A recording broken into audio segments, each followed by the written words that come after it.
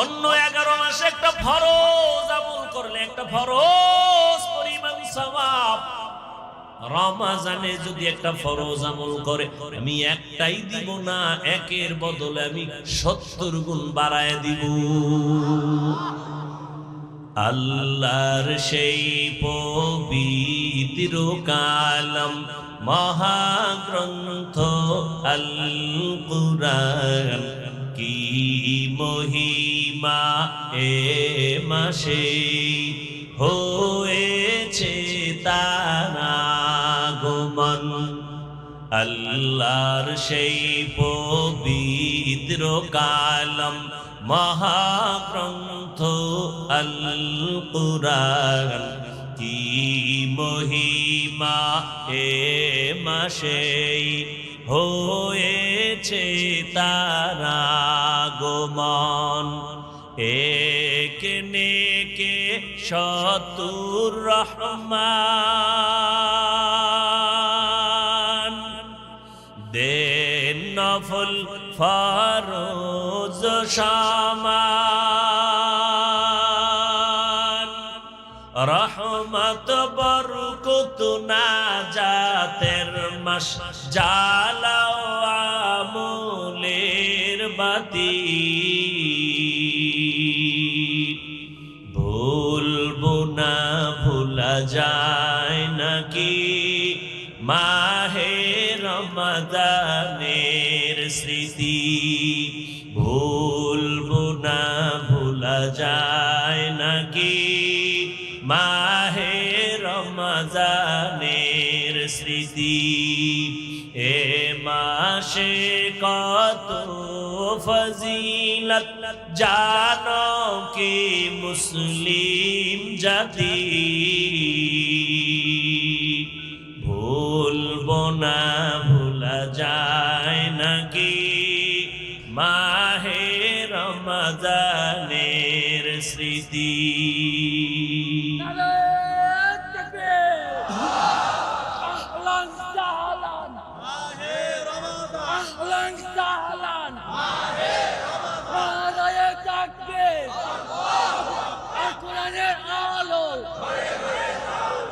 ভাইরা আমার, রমজানুল মুবারকে একটা ফরজ 70 গুণ বরাবর সওয়াব, কিন্তু কপাল বড় খারাপ। অনেক আল্লাহর বান্দারা আছে এত বরকতের মাস পাইয়া ওতে বরকত নেয় না, বলে আমার ঘরে কি চালের অভাব, ভাতের অভাব, আমি কেন রোজা রাখব। এরম কপাল পোড়া আছে। আর একদল কপাল পোড়া আছে বলে আমি রোজা রাখলে আমার রোগ বেড়ে যাবে, অথচ তুমি রোজারে বানাও রোগের ঔষধ। ও দয়ার মালিক, এই বরকতের রোজা আমি ছাড়বো না, তুমি এই রোজার বরকতে আমাকে সুস্থ করে দাও, আমি একটা রোজাও ভাঙবো না। যেমন নিয়ত তেমন কি ফল। আগামী রমজান পাবো কিনা জানা নাই। গত রমজানে কত আল্লাহর বান্দারা বেঁচে ছিলেন, এই রমজানে দুনিয়ায় নাই। অনেকের বাবাও নাই, অনেকের মা নাই, অনেকের আপনজন দুনিয়ায় নাই। আজ আমি বেঁচে আছি, আগামী রমজান বেঁচে থাকবো কিনা কোনো গ্যারান্টি নেই। ও যুবক, 6 বছর থেকে রোজা ভাঙ্গি না রে বাবা, তুমি কেমন মুসলমান? আজকে তোমার 25 বছর বয়স, তুমি একটা রোজা রাখার জন্য নিয়ত করো না। ওরে আমার মাওলার ধরাটা কি তুমি দুর্বল মনে করেছো? আমার মাওলা পাক ছাড় দেন, কিন্তু ছেড়ে দেন না। ওরে আল্লাহর বান্দারা, দুনিয়াতে যত ধর্মে আছে, ধর্মের মানুষ আছে, সবাই রোজা রাখার সাধনা করে ভিন্ন ভিন্ন সিস্টেমে। তুমি কেন রোজা রাখবা না? রোজা রাখবা, কলবের পাওয়ার বেড়ে যাবে। কলবের পাওয়ার যদি বাড়াইতে পারো, আমার মাওলা যদি পাওয়ার বাড়ায় দেয়, এক সময় মাওলার কুদরতের ঘেরানটা নাকে পায়া যাবে। আমার মাওলার কুদরতের ঘেরান তুমি নাকে পাইবা। এতদিন শুনছো আমার মাওলা আমার মালিক, কলবের পাওয়ার যখন বেড়ে যাবে তখন মালিকের কুদরত দেখবা, কলিজা ঠান্ডা হবে। আলমেরা ও দুনিয়ার মানুষ, আল্লাহকে দেখার জন্য আসমানে যাওয়া লাগবে না, জমিনের মধ্যে ঘুমানো লাগবে না। আল্লাহর কুদরতের দিকে নজর করবা, আল্লাহর পরিচয় পেয়ে যাইবা। এরে নবীর উম্মতের দল, এখন থেকে তৈরি হয়ে যাও, রহমতের নবীর রহমতের মালা গলায় লাগাও। মরণ তো একদিন লাগবেই, বাঁচার উপায় নাই। তবে আমি আল্লাহর আদালতের আসামি হইয়া আদালতে দাঁড়াইতে চাই না। মরিয়ার বাঁচি, হায়াতের মালিক আমার আল্লাহ, মউত দেওয়ার মালিক আমার আল্লাহ। আল্লাহ সুস্থ করে দেন, আল্লাহ অসুস্থ বানায় দেন। আমি আল্লাহর হুকুম মানব। এতে যদি আমি অসুস্থ হয়ে যাই, আমার কোনো দুঃখ না। রহমতের নবী আমার এমন একটা সময় মক্কার জমিনে আসছেন, যেই সময়টা মক্কার মানুষ ছিল চরিত্রহীন, বড় খারাপ। মক্কার মানুষের মতো চরিত্রহীন খারাপ জমিনে আর কোথাও ছিল না। কত তারা খারাপ, আপন বাবা হইয়া আপন কন্যা সন্তানকে জ্যান্ত পাথর চাপা দিয়া মেরে ফেলে। বাচ্চাগুলো পছন্দ করে না, কন্যাকে বোঝা মনে করে। এক বাবা এরকম কন্যা জ্যান্ত দাফন করতে করতে করতে করতে ৯৯টা কন্যা দাফন করেছে। শেষ একটা কন্যা দাফনের করুণ কান্না। এমন এক অবহেলিত সমাজ আমার মায়ার নবীকে ওই সময় দুনিয়ায় পাঠাইছে। মক্কার মানুষ এতটাই খারাপ। আল্লাহর একটা ঘর আছে বাইতুল্লাহ, যেই বাইতুল্লাহর দিকে তাকায়া থাকলেও সওয়াব। যেই বাইতুল্লাহর আঙ্গিনায় একটা সিজদা দিলে ১,০০,০০০ সিজদার সমান সওয়াব।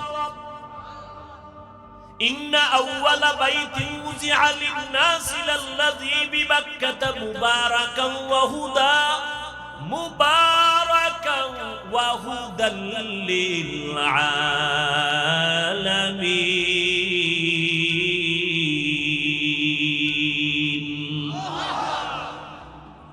এমন একটা দামি ঘর, হেদায়েতের ঘর, যেই বাইতুল্লাহ একবার কেউ ঢুকবে, নবী বলেন মায়ের গর্ভ থেকে বাচ্চাটা যেমন নিষ্পাপ বের হয়ে যায়, বাইতুল্লাহ যারা যাবে জিয়ারতের পরে তারা নিষ্পাপ বের হয়ে যাবে। এমন একটা দামি ঘর বাইতুল্লাহ, আল্লাহর ঘর। ওরে আল্লাহর বান্দা, তুমি তোমার বাড়িওয়ালাকে খুঁজো। কোথায় ঠিকানা জানো না, কয় ঘরের মধ্যে বাড়িওয়ালাকে। এটা কার বাড়ি? কয় খান সাহেবের বাড়ি, মুসল্লি সাহেবের বাড়ি। তারে কই পাই? কয় মুসল্লি সাহেবের বাড়ি অমুক জায়গায়, ওখানে তারে পাইবা। দৌড়াইয়া গিয়া দরজায় গিয়া ডাকে, খান সাহেব আপনি বাসায় আছেন নি? আমি আসছি আপনার খোঁজ। ও আল্লাহর বান্দারা, দুনিয়ার প্রত্যেকটা মানুষের একটা পরিচয় হলো তার আপন বাড়ি, একটা ঘর। দুনিয়াতে যত মসজিদ সব আমার আল্লাহর ঘর, কিন্তু আল্লাহ কোরআনে কোন ঘরের নাম বলেন নাই। মক্কার ঘরকে বলছেন বাইতুল্লাহ, এটা আমার ঘর। ওই ঘরে যাইয়া ডাক দেয় আল্লাহর বান্দারা বাজারা মাওলারে খুঁজো।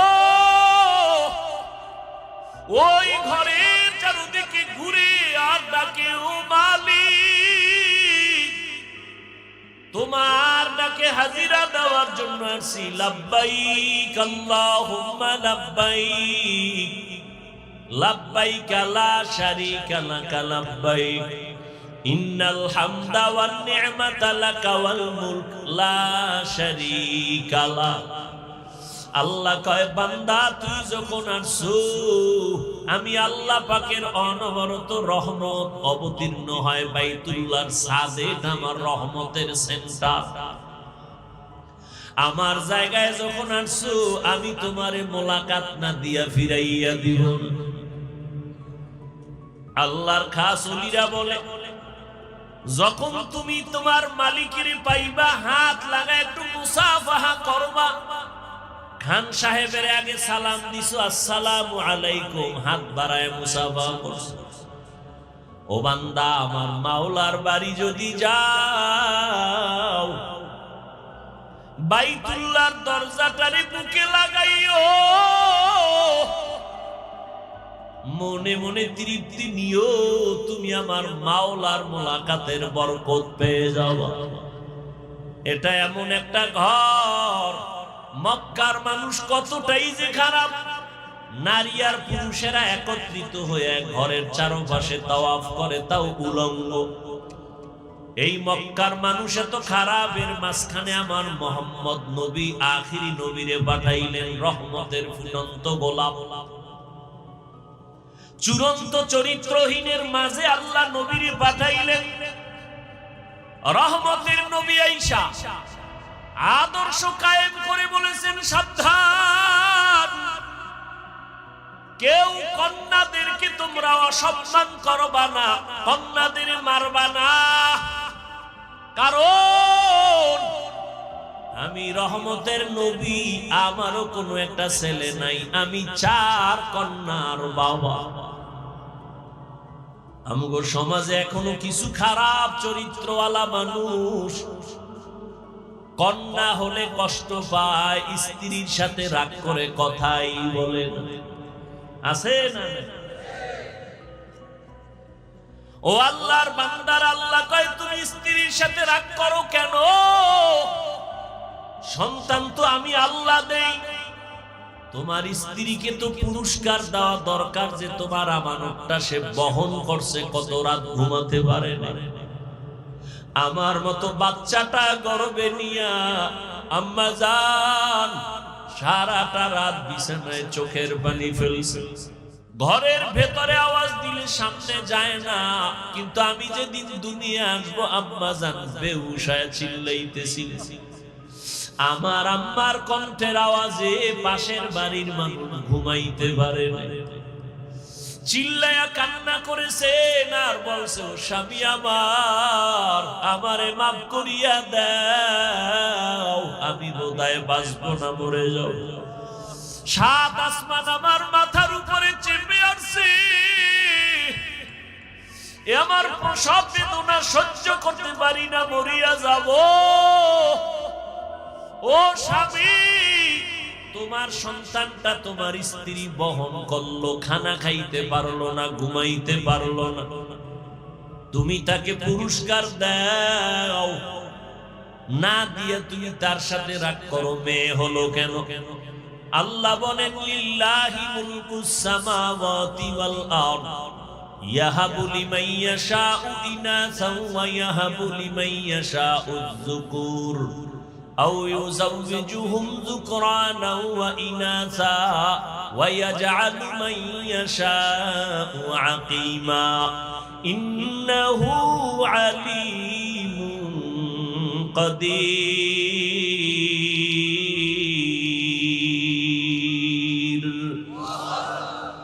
আল্লাহ বলেন আসমান জমিনের মালিক আমি আল্লাহ, কাউকে ছেলে দেই আমি, কাউকে মেয়ে দেই, কাউকে দোনোটা দেই, কাউকে কোনোটাই দেই না, ক্ষমতা কার? ও আল্লাহর বান্দারা, মেয়ে হইলে কষ্ট পাও, ছেলে হইলে খুশি হও, না আমার মাওলার বন্টনের উপরে রাগ করিও না। আমার মাওলা যদি তোমারে কন্যা দেয় শুকর আদায় করিও। 5টা ছেলে দিয়া তোমার যা না উপকার হবে, আমার মাওলা চাইলে একটা মেয়ে দিয়া তার থেকে বেশি উপকার করাবে। আল্লাহ পারেনি? ও মেয়ের বাবা যারা আছো, যারা কন্যা পাইছেন, আল্লাহর দরবারে শুকর আদায় করবেন। আমার নবী বলেন, আমি সারা দুনিয়ার মধ্যে এত বড় দামি ব্যক্তি, আমার একটা ছেলেও নাই, আমি 4 কন্যার বাবা। ও কন্যার বাবারা, তোমরা একটা কন্যা যদি পাও, একটা জান্নাতের মালিক হয়ে যাও। তোমরা 2টা কন্যা যদি পাও, 2টা জান্নাতের মালিক হয়ে গেছে। ও আল্লাহর বান্দারা, যাদের কন্যা আছে একটু খেয়াল করে দেখবেন, ছেলেরা বাবার বেশি পাগল নাকি মেয়েরা পাগল? একটু পরীক্ষা করে দেখবেন। বাবায় যদি একটু অসুস্থ হয়ে যায়, ছেলেরা কানে শুই নাও, কানে দেয়। মেয়েগুলো পাগলনির মতো দৌড়ায়, খানা বন্ধ করে দেয়, আমার বাবারে না দেখলে আমার মুখে খানা যাবে। একটা কন্যা বাবার জন্য কত পাগল। ওদিকে মায়ের যত কষ্ট, আম্মা জান বাচ্চা গর্ভে নিয়ে খাইতে পারে না, আবার রান্না করতে হয়। দেখবেন যার বড় মেয়ে আছে, মায়ের সাথে সাথে মায়ের কাজের সহযোগিতা করে। একটা ছেলে গিয়া করে না, ওই মেয়েটার দ্বারা সংসার সুন্দর হয়, ছেলের দ্বারা হয় না। ও কন্যার বাবারা, আল্লাহর নবীও শুকর আদায় করেছেন। আমি নবী, রহমতের নবী, আমার 4 কন্যা, কোনো ছেলে নেই। ও আল্লাহর বান্দারা, এক আল্লাহর বান্দা দুনিয়াতে বিবাহ করিয়া সন্তান চাইতে চাইতে কন্যা কন্যা, কোনো ছেলে নাই, বারবার চায় ছেলে, বারবার হয় কন্যা, বারবার ছেলে চায়, বারবার কন্যা হয়। হইতে হইতে হইতে হইতে 6টা কন্যা। কয়টা? 6টা। মেজাজ গরম হয়ে গেছে, এইবার শেষ। আল্লাহর বান্দা কয়, ও বিবি, 7ম নম্বরে যদি গর্ভে সন্তান আসে, কন্যা হলে তোমারে তালাক দিয়ে দিও। আল্লাহর বান্দি ভালো বাবার ঘরের সন্তান, স্বামী যত গালি দেয় কোনো গালির জবাব দেয় না, শুধু নামাজের মুসাল্লায় কাঁদে, আল্লাহ আমার স্বামীরে হেদায়াত দাও। আমার স্বামীরে বুঝাইতে পারি না, বেয়াদবিও করতে পারি না। ও আল্লাহ, সন্তান দেওয়ার মালিক তুমি, এখানে তো আমার কিছু করার নাই। ও আল্লাহর বান্দারা, ভালো করে বুঝো। ও আল্লাহর বান্দা, 6টা কন্যা পাইয়া 7ম নাম্বার বাচ্চা গর্ভে আসলো, সিগন্যাল দিয়ে দিল, কন্যা যদি হয় তোমারে তালাক দিব, বাবার বাড়ি চলে যাই, আমি কন্যা চাই। আল্লাহর বান্দি কিছুই বলে না, স্বামীর খেদমত ঠিক মতো করে আর মাওলার কাছে দোয়া করে। স্বামী রাতের বেলা ঘুমায়, আল্লাহর বান্দি যায় নামাজে রাত কাটায় আর মাওলার সাথে কান্না করে সময় কাটায়। ও আল্লাহর বান্দারা, ও আল্লাহর বান্দি, সন্তান দুনিয়াতে আসার সময় কাছাকাছি, মেশিন নাই, কোন পরীক্ষার যন্ত্র নাই যে জানবে সন্তানটা ছেলে না মেয়ে। আল্লাহ দিছেন 7ম নাম্বারটাও কন্যা, কিন্তু স্ত্রীও জানে না, স্বামীও জানে না। স্বামী কয়, যদি কন্যা আসে তাহলে তোমাকে তালাক, আমি আর তোমাকে রাখতে চাই না, তালাক দিয়া বিদায় করে দিব। আল্লাহর বান্দি যেখানে কথা বলা দরকার সেই জায়গায় কথা বলতেছে। আসল আদালতে লাইন লাগাইছে। দুনিয়াতে আসার কাছাকাছি সময়ের এক ঘটনা, আল্লাহর বান্দা রাতের গভীরে ঘুমে নিমগ্ন হয়ে গেল। ঘুমে এতটা বিভোর, চোখের পানি তো বৃথা যেতে পারে না। ও যুবক, মায়ের চোখের পানি, বাবার চোখের পানি বৃথা যাবে না। মায়ের দোয়া নিয়ে সামনে আগাও। বাবার তুলনায় মায়ের মর্যাদা আল্লাহ 3 গুণ বাড়ায় দিয়েছেন নবীর মাধ্যমে। এই যুবকেরা, মা বাবার দোয়া ছাড়া সামনে আগাইতে পারবা না, সফলতা আসবে না। আল্লাহর বান্দি, স্বামী ঘুমায়, তিনি ঘুম থেকে উঠা গভীর রজনীতে, যেই টাইমে আমার আল্লাহ প্রথম আসমানে আসেন বান্দার দাবি শোনার জন্য, অতিও গভীর হয় রজনী যখন, নীরবে প্রভুর নাম জপিও তখন। প্রভুর করুণা যদি পাইবারে চাও, গভীর রাতে উঠে প্রভুর গুণগান গাও।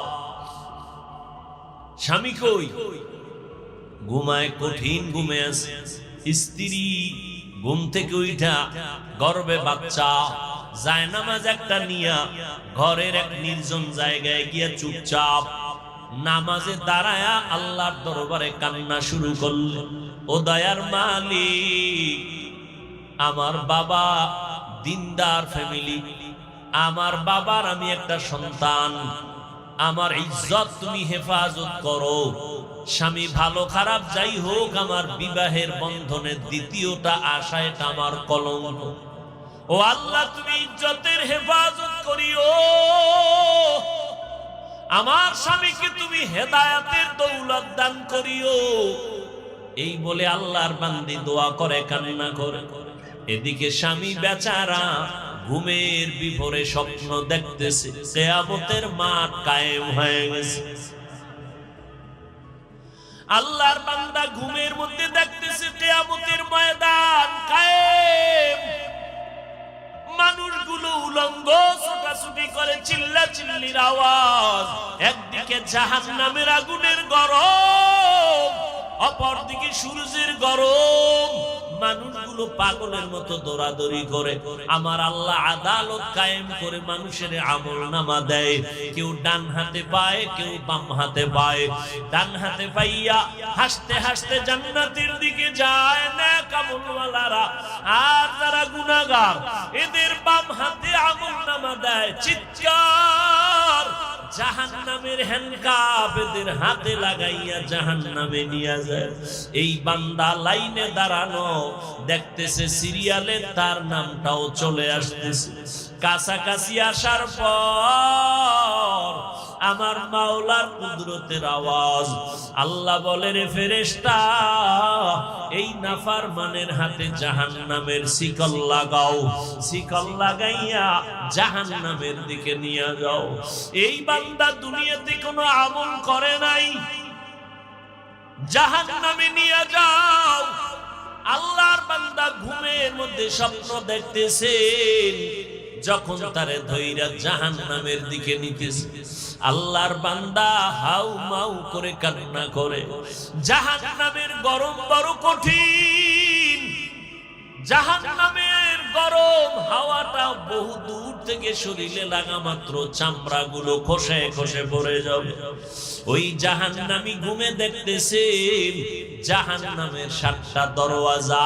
প্রথম দরওয়াজায় নিয়ে যখন ঢুকাবে, হঠাৎ ওই বান্দা দেখতেছেন ফেরেশতারা জাহান্নামের প্রথম দরওয়াজা দিয়ে ঢুকাইতে চায়। দেখে একটা মেয়ে দরজার সামনে দাঁড়ানো। মেয়েটা হাত দিয়ে কয়, খবরদার, আমার বাবারে কই ঢুকাও, আমার বাবারে জাহান্নামে দিও না। ও ফেরেশতা, যদি আমার বাবারে জাহান্নামে দাও, আমাকে আগে জাহান্নামে দাও। আমার বাবা এত কষ্ট করেছে, আমাকে লালন পালন করতে গিয়া কত কষ্ট বাবায় করেছেন, আমার বাবারে আমার জাহান্নামে আমি ঢুকতে দিব না। ফেরেশতারা নিরুপায় হইয়া এই হাতে ধইরা তারে দ্বিতীয় জাহান্নামের দরজায় নিয়ে গেল। ওখানে নিয়ে যখন হাজির আমার মাওলার কুদরত, ওখানে নেওয়ার পরে দেখি দ্বিতীয় কন্যাটা হাজির। ওই কন্যা হাত দিয়ে বলে, ফেরেশতা খবরদার, আমার বাবাকে জাহান্নামে জ্বলতে দিব না।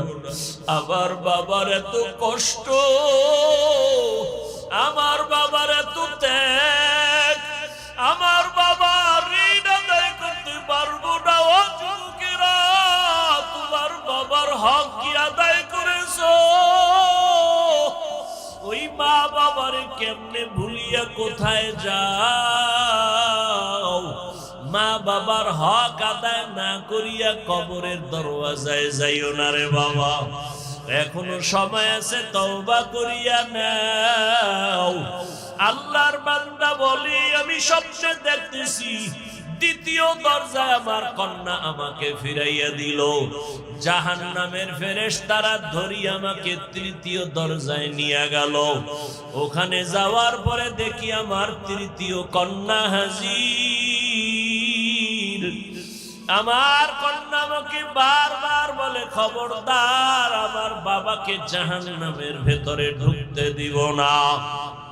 আমার বাবা কত দিন নাই, রাত নাই, খানা নাই, ঘুম নাই, কত কষ্ট করে আমাদের লালন পালন করেছে। ওই বাবা জাহান্নামের আগুনে জ্বলবে, আমি মেয়ে হইয়া তা সহ্য করতে পারবো না রে ফেরেশতা। চতুর্থ দরজায় নিল, দেখা সেখানেও চতুর্থ কন্যা দাঁড়ানো।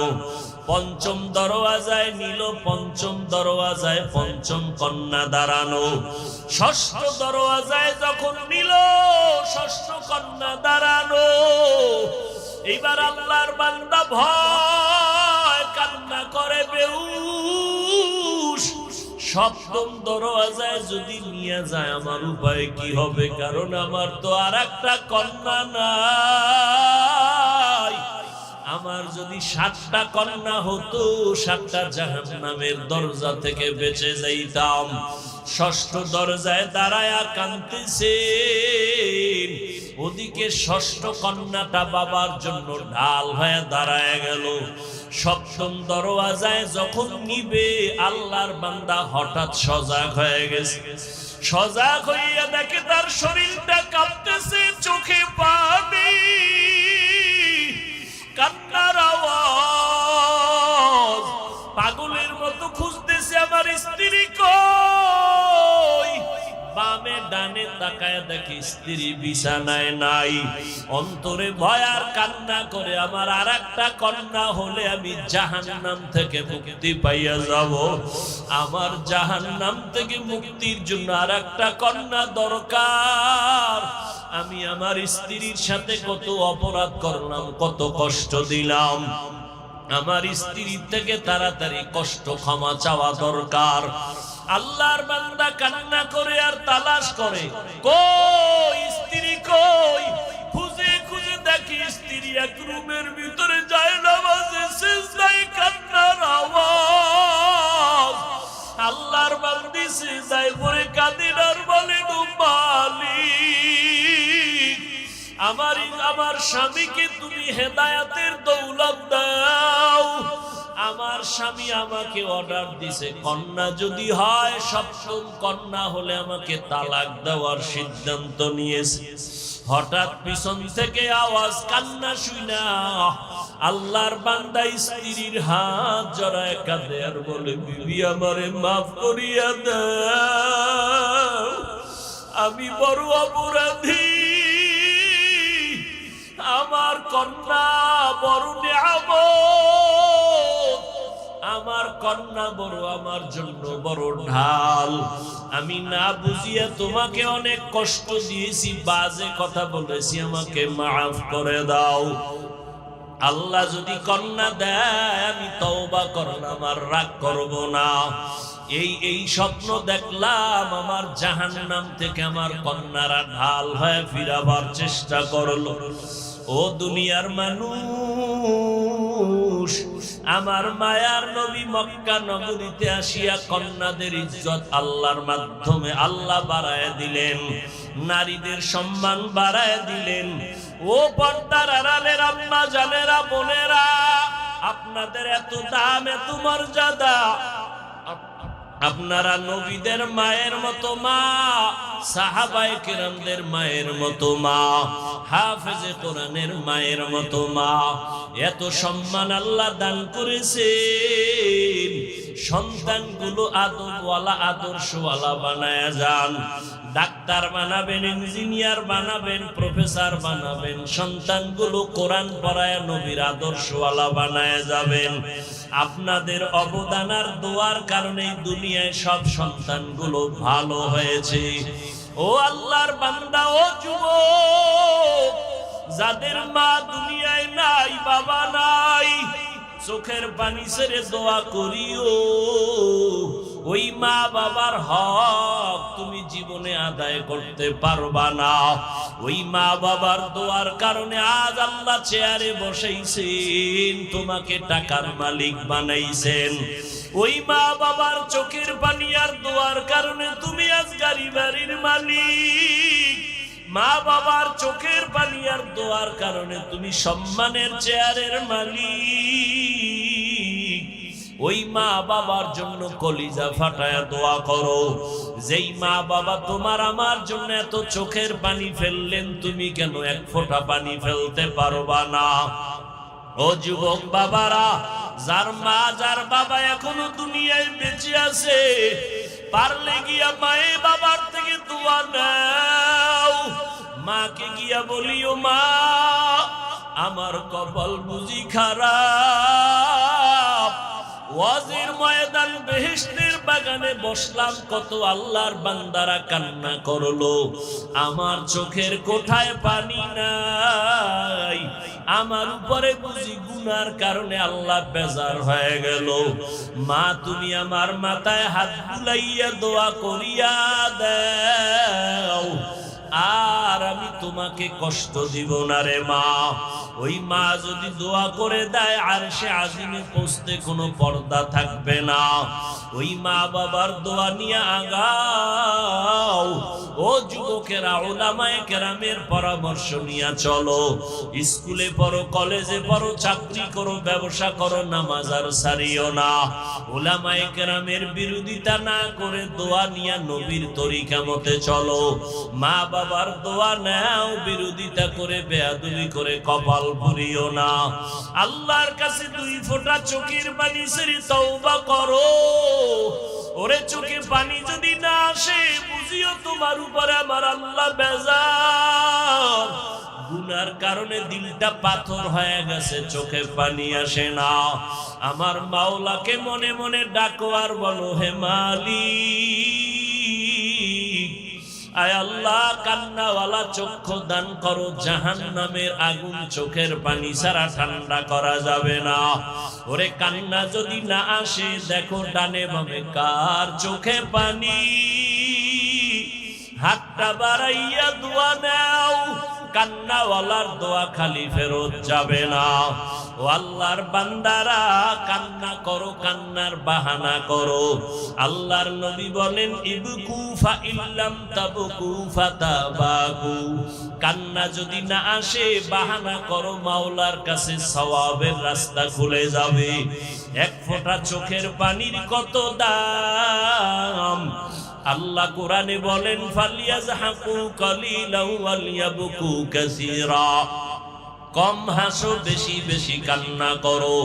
চোখের পানি দেখলে, সন্তান কান্না করলে মা বাবার মায়া মোহব্বত বাড়ে, কাছে টানিয়া নেয়। কোন ছাত্র যদি কান্না করে, উস্তাদের মায়া বাড়ে, কাছে টানিয়া নেয়। ও আল্লাহর বান্দারা, ওই মা বাবা উস্তাদের থেকে আমার আল্লাহর মায়া কি কম? আমার আল্লাহর তো ছেলে নাই, মেয়ে নাই, আদরের গোলাম। ও মানুষ, তুমি যদি এক ফোঁটা চোখের পানি ছেড়ে দিতে পারো, আমার আল্লাহর কেন মায়া তোমার দিকে আসবে না? এখন থেকে তওবা করে নাও। আল্লাহর কোরআন সত্য, নবীর কথা সত্য, উলামায়ে আহলে হকদের কথা সত্য। বরকতের মাস সামনে, রমাজান, একটা রোজা আর ভাঙবা না, নামাজ ছাড়বা না, দাড়ি কাটবা না, বেপরদায় চলবা না। তওবা করার মতো যদি পাক্কা নিয়ত করতে পারো, দুর্বলতা যদি অন্তরে না থাকে, খাঁটি তওবার নিয়তে দুটো হাত আমার আল্লাহকে দেখায়া দাও। আয় আল্লাহ, আমাদের হাতগুলো কবুল করে নেন, তওবা কবুল করে নেন, তওবার উপরে মজবুত হইয়া চলার তৌফিক দান করেন, আমিন।